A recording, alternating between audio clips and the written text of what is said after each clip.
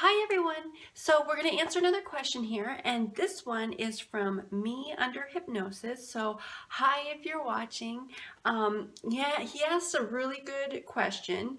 It's along the lines of the social aspects of being vegan, veganism, and specifically raw veganism, but this one's a little bit more specific, and I have done a video on this once before, but it was kind of addressing a different aspect of it, I guess. And so this is kind of taking a different approach that I just figured it'd be really good for another whole nother video. So he said, "Hey Miss Staci, can you make a video on veganism and isolation and how to deal with people, relatives who just don't care and about how to deal with the whole social tribal aspects of sharing food? Becoming vegan has made me isolate a bit more." So that is a really good question, because I think everybody who definitely comes to veganism, and specifically raw veganism too, or just wanting to eat healthier or start incorporating healthier habits in their life, they're going to experience that isolation or that peer pressure or the poor self-confidence, just those, and poor self-esteem, those types of feelings, because that's kind of the human nature that we have. Is we're like, I'm sure a lot of you guys have heard from other raw foodies out there and other people, that we are social creatures. As humans, we are social. We want to be around other people. We want to be with people, and that's it's not good to be alone, really. It's not good to isolate yourself either. And it's kind of interesting, because the Bible goes into talking about stuff like that too. It's not good for man to be alone, but of course that means other things. But back on topic here is, all in all, it's not good to isolate yourself or be alone, and you shouldn't let food stop you from being with people, being around people, going to social gatherings, being with friends or making new friends, or even with family members and stuff too, because even though it is hard, every one of us feel it, but just know that it's okay. You're not alone. And just know that you do you. You be you. Don't worry about what other people think, what they say, what they do, how they look at you. Don't let any of that get to you. And because food, it's interesting, because when we get together, food seems to be a heavy part of being together with other people. It's just, we naturally, when we celebrate, we just naturally want to celebrate with food. And when we have social gatherings, we always like to go out to eat together, and so it just seems like food is a big part of being with other people. So it's but I mean, when you think about it, you don't have to do what other people do. I mean, and when you're in a group with your friends or family or whatever, if they are drinking, that doesn't mean you have to drink. If they are smoking, it doesn't mean you have to smoke. If they are doing things that you don't like, it doesn't mean you have to do them either. And it's the same way with food. If they're eating meat, it doesn't mean you have to eat meat. If they're eating all that processed junk food that you don't eat anymore, it doesn't mean you have to eat that. And I know there's that peer pressure or that feeling inside, because we don't want to be the center of attention. We don't want to have we don't what I guess what I'm trying to say is, we don't want to be the odd man out. We don't want to be the oddball. We don't want to be the black sheep. We don't want to be the oddball in the group. We want to be socially accepted. And because sometimes there are some people you kind of come across that when they find out about the way you eat, they actually start treating you differently. And it shouldn't be the deciding factor of your friendship or your social interactions and stuff. Food should not be the thing that cuts it apart, that cuts it in half, or that separates you from or stops you from living life. You know, life is not about food. Life is not about food. There's that saying is, we eat to live, not live to eat. And that goes into a whole nother topic too. But I mean, when it comes to social situations and everything, that's one thing is, I think the number one thing is you don't let it bother you. You don't let it get to you, because veganism, and specifically raw veganism too, that's really taking your health to the next level, which is really, really good. And a majority of the population on this planet today is not there. But it seems like we kind of are. It seems like it's spreading pretty quickly now, but for the most part, most of us still encounter a lot of people who don't even know about veganism and really look at you very, very strange when they find out that all you eat is just raw fruits and vegetables, or if all you eat is, you don't eat no meat, you just eat like super, super healthy. It's just foreign to them. But you don't worry about what they think or what they say, because that's their natural reactions. That's their reactions to what they're experiencing now from hearing from you, or seeing from you too. But when you're dealing with it, then I think the number one thing is to never take anything personally. Don't take it personally. And you just focus on you and you do you.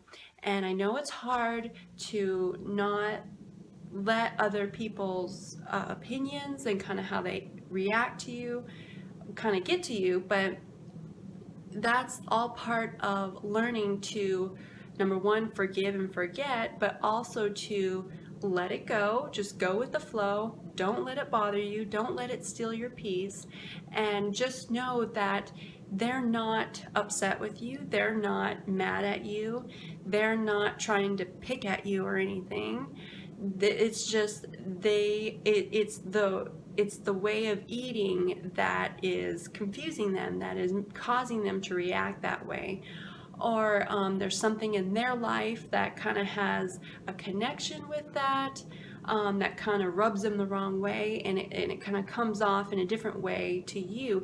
But you see, you don't take it personal or anything, but dealing with it is, I think, just the bottom line. Number one is, the other points here I'm trying to get at is, don't isolate yourself. That's kind of the worst thing you can do, is you don't want to isolate yourself. Still be with your friends, make new friends, and be confident. I mean, really learn to be confident and strong, and know that you're the one in your body. You're the only one that feels your body, and you are the only, you know what you've gone through. You know where God has led you. You know that what is right and what is wrong, because you have been exposed to what's right and wrong, and it's your choice, your individual choice, for how you want to go about living your life. No one else can dictate or tell you how to live your life.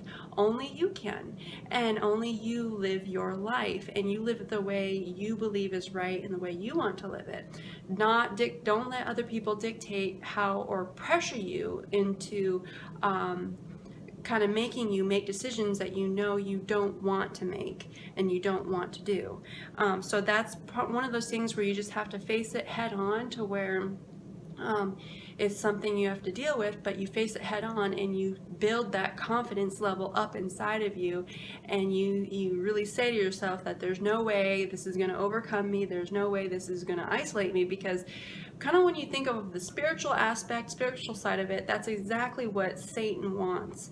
And he uses certain things in our life to isolate ourselves, and that's the worst thing to do, is isolate yourself, or is to be alone. It's really good to still stay with people, be around people, and don't let food stop you. And don't be fearful. And that's one thing I've heard, is fear, F-E-A-R, is false evidence appearing real. False evidence appearing real. And so most of the time what we fear, it never comes true. It never really manifests in the way we're always thinking about it. Because that's a big major thing about just living life in general, is not letting fear overcome you, not letting fear overtake you, and because it really stops you from doing a lot in life. And God has so much for you for your life, and he never tells you to fear. Never fear not, and just, I mean, you need to live your life and don't let things stop you. And especially food. Don't let food stop you from doing things you love doing, and don't let it stop you from making new friends and being with people. So dealing with the people who just don't care, especially relatives, because I have relatives who just don't care, and they say that they'd rather live life. They'd rather be happy and live life and eat the way they've always eaten, the junk food and processed foods and everything. You know what? You don't force your stuff, your thoughts or beliefs on them in any way. All you do is you be you. You just lead by example. Don't worry. Even though we care about them, you can't make them do things. You can't, just like they can't make you do things. And there's that saying, you can lead a horse to water, but you can't make him drink.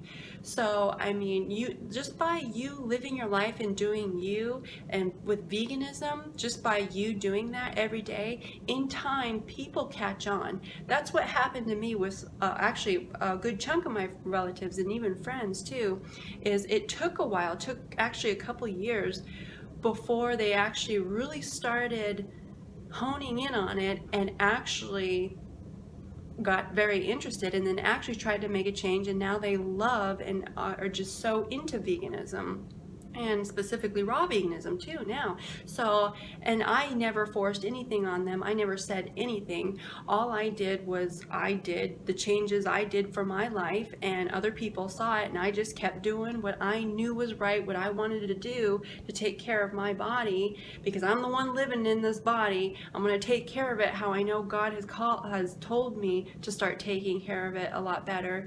And the changes have happened, and there's no way I'm going to change or fall back, because it just feels so good to eat healthy and take care of your body and live your life and take care of your life, and take care of the body. And so you just keep doing you and keep being you, even though it's hard when the external forces, from other people kind of come bombarding on you and kind of making you feel, giving you that pressure, social pressure. You just let it go, let it just go on by, just let it go on by, and you just know you came to this way of eating for a reason. You know it's right, you keep doing it, and that's what I did. And then eventually people never really understood, but you know what? I didn't say anything. I only said things until whatever they asked, and just very respectfully, calmly, and friendly, and with a smile all the time, because when you're feeling good inside, you can't help but smile. You can't help but just have those natural, friendly, and loving reactions. And in time, people, they gravitate to that, and they want that, and they want to know what you're doing. And then eventually they change. If they really want to change, eventually they will. But of course, there's those people who don't. But you know what?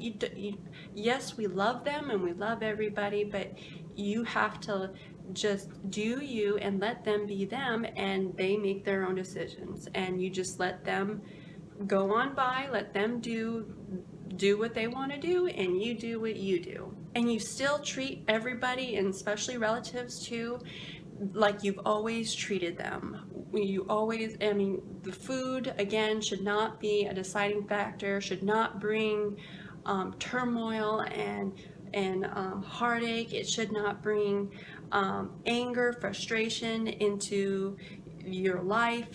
Don't let food do that. Don't let food become the idol. So the whole social tribal aspects of sharing food, definitely when you're in social situations, of course, when there's a gathering, when you bring something to share, and it can be your healthy food. Like there are a lot of healthy dishes out there, vegan dishes and even raw vegan dishes that are very, very tasty, that people who still eat the standard American diet, who still eat animal products and processed foods and really junky foods, they actually do find liking to these raw dishes or these vegan dishes, because you can make certain combinations that are very, very flavorful, very tasty, sweet, salty, creamy, just full of flavor with the herbs and spices, and fresh and clean, and it appeals to everybody.